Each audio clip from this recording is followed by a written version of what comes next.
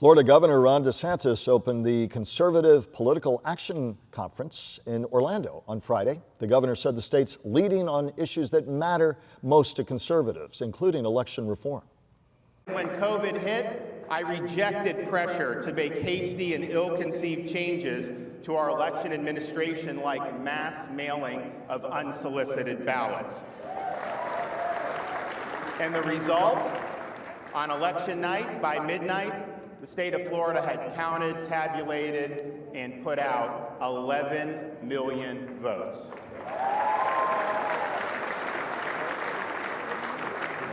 But we're not resting on our laurels. This year, Florida is leading on banning all forms of ballot harvesting and banning third-party political groups like those funded by billionaire Mark Zuckerberg from interfering in the administration of our elections. Governor DeSantis Friday in Orlando. Now our roundtable with News Channel 5 political analyst Mary Anna Mancuso and Brian Crowley. Thanks for being with us. And Brian, we'll start with you. Democrats say DeSantis, the Sun Sentinel headline, using, quote, fear of fraud to justify changes in Florida voting laws. It's going to be a hot button issue. Brian, your take.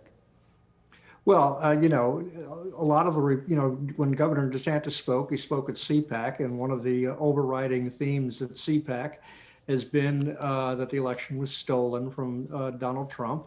And I think, Governor DeSantis is a loyalist to President Trump. And so he's picking up on that theme, as a lot of Republican governors around the country are doing, and they're trying to do their best they can to restrict voting. Mary Anna, do we need election reform?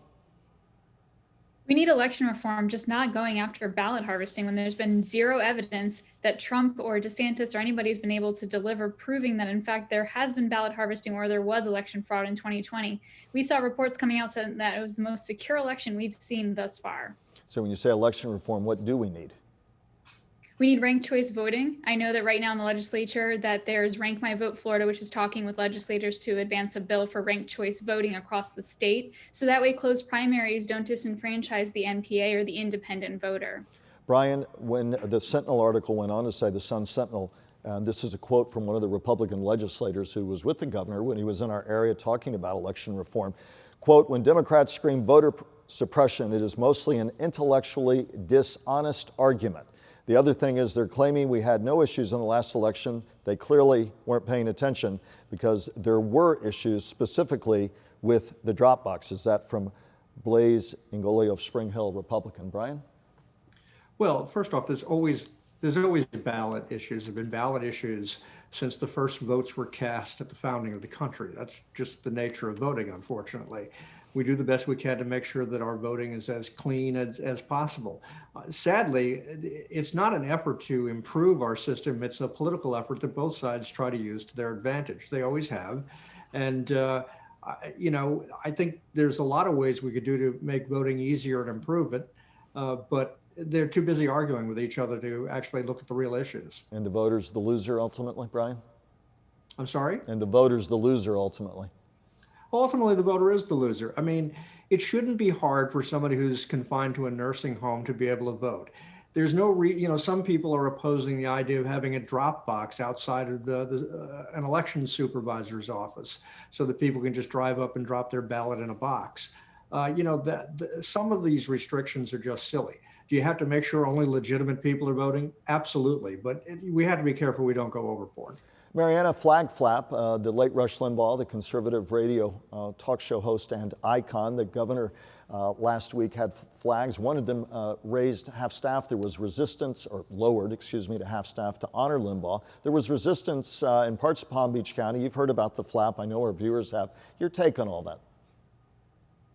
Well, the governor wanting to lower the flags in 3 key points of the state for Rush Limbuagh, who was a divisive figure who, yes, lived in Palm Beach, who coincidentally also shared the same zip code as former President Donald Trump, was a problem. It actually sent a message to those that had lost loved ones, that had been victims of the pandemic, that their lives didn't matter. And that was a very sad moment to watch our governor pick a life that had divisive rhetoric that was spewed through the airwaves for numerous years over the lives of people who'd lost their lives to the pandemic that we've seen continuing through the state. And it's really unfortunate to see that level of inhumane treatment to people that are suffering and those that are fighting on the front lines of this pandemic. Brian? You know, I think overall, Governor DeSantis has been a fairly good governor, but sometimes he just does petty, childish things. And I think this was a petty, childish thing. You know, every day in Florida, there's some veteran from World War II, the Korean War, the Veteran War, who has passed away and made a lot of sacrifices for his country, and that person's not being recognized. We should save lowering the flag to half-mast to people who really matter. And I wouldn't support it for Rush Limbaugh any more than I would support it for Bill Maher on the left-hand side of things. Those are not the kind of folks we should be lowering the flags at half-mast for. The legislative session kicking off this week. What's top of mind for you? A lot on the plate. Republicans are talking about liability protection on COVID, anti-protest laws, cracking down on quote unquote the big tech cartels. There'll be a lot there. And of course, concerns about how much money's in the budget. Even Republicans say we're not sure the governor's projections are as rosy or perhaps are too rosy. Brian, that's a big basket of things to look at, but is there anything in there that piques your curiosity or something else that you'll be looking for?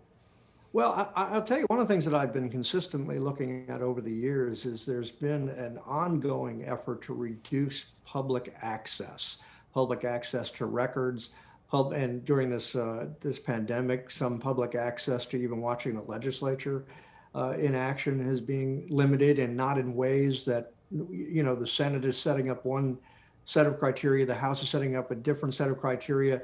If you're a person in a wheelchair or handicapped in some way, it's going to be very difficult for them to navigate between those two things.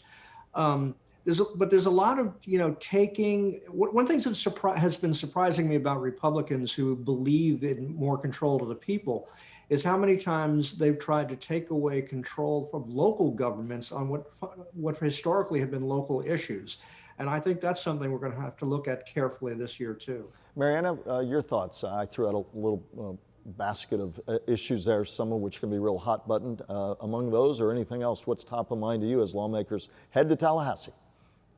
I'm in complete agreement with what Brian was talking about in terms of accessibility. And I think also something that when we think about accessibility, there's HB 489, which is being co-sponsored by State Representative Kristen Arrington. And it's actually a bill that would put the crisis hotline on the back of student IDs for our students. And as you heard in the previous weeks, I've talked about other bills such as the Parents Need to Know Act and the importance of ensuring that our children are safe in their schools and that they have a place where they can seek help and guidance should that they need it in that moment of crisis or beforehand. So I'm looking at those bills. I'm looking at how we're going to treat our children as they head back to school while they're still virtual and beyond, because after all, they are Florida's future.